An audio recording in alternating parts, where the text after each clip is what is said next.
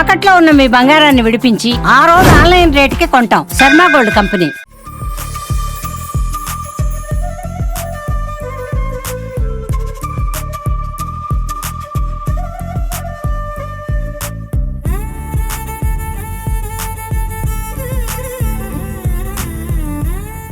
గత 3 రోజుల నుంచి తిరుపతిలో కురుస్తున్నటువంటి వర్షానికి పలు జలపాతాలు అందంగా కనిపిస్తూ ఉన్నాయి. ప్రస్తుతం మనము తిరుమల నుంచి తిరుపతికి వచ్చేటువంటి ఘాట్ రోడ్ లో ఉన్నాము. ఇక్కడ మాల్వాడి గుండం జలపాతం చూడొచ్చు. పెద్ద ఎత్తున పైనుంచి నీరు ఏ రకంగా కిందకి వస్తుందో, అంటే ఇవన్నీ కూడా కపిల తీర్థంకి వెళ్తాయి. కపిల తీర్థం జలపాతంలో పెద్ద ఎత్తున భక్తులు, అదే రకంగానే పర్యాటకులంతా కూడా ఎంజాయ్ చేస్తున్నారు.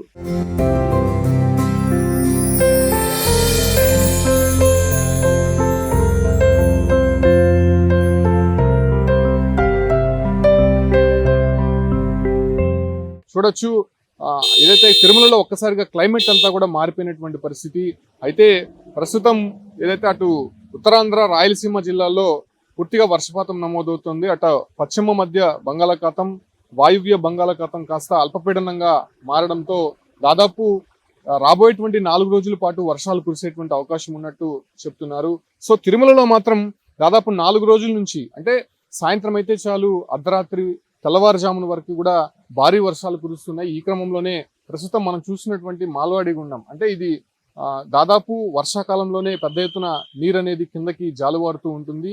సో ప్రజెంట్ పడుతున్నటువంటి వర్షాల కారణంగా మనం చూడొచ్చు, తిరుమల శేషాచల అటవీ ప్రాంతంలో ఉండేటువంటి నీరంతా కూడా కిందకి జాలువారుతున్నటువంటి దృశ్యాలు అందరినీ కూడా కనువిందు చేస్తున్నాయి. సో ఇక్కడ నుంచి కూడా మనం చూడొచ్చు, కొండలంతా కూడా తడిసి కొంత ప్రకృతి అందాలనేది కురిపిస్తోంది.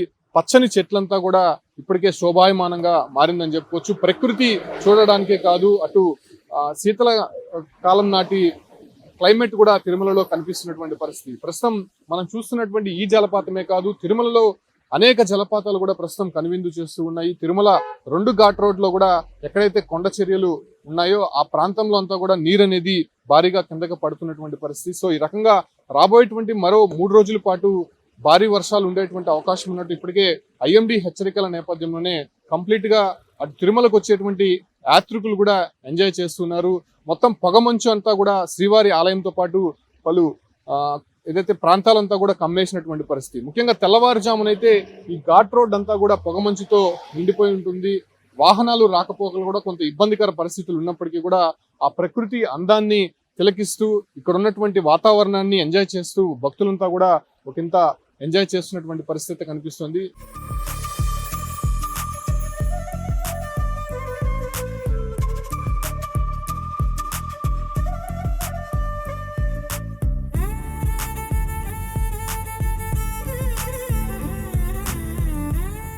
అయితే తిరుమలలో భక్తుల రద్దీ కూడా అధికంగా పెరిగిందని చెప్పుకోవచ్చు. ఎందుకంటే క్లైమేట్ చాలా కూల్ గా ఉంది. దాంతోపాటు కూడా ఈ ఒక్క జలపాతాలు కావచ్చు, అంటే ప్రకృతి అందాలు కురిపిస్తున్నటువంటి నేపథ్యంలోనే ఈ ఒక్క శేషాచల అడవి ప్రాంతమే కాకుండా ఘాట్ రోడ్లు కూడా ఒకంత చాలా అందంగా కనిపిస్తున్నాయి. మనం ఒకసారి ఆ వైపు దాటుకుందాం.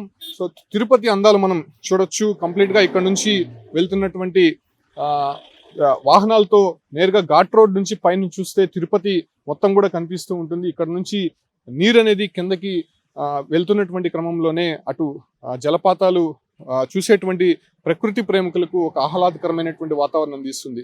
సాధారణంగా శేషాచల అటవీ ప్రాంతం అంటేనే దట్టమైనటువంటి అటవీ ప్రాంతం. ఇక్కడ అనేక జంతువులు నివసిస్తూ ఉంటాయి. అదే రకంగానే ఇక్కడ కొన్ని టూరిస్ట్ ప్లేసెస్ కూడా ఉన్నాయి.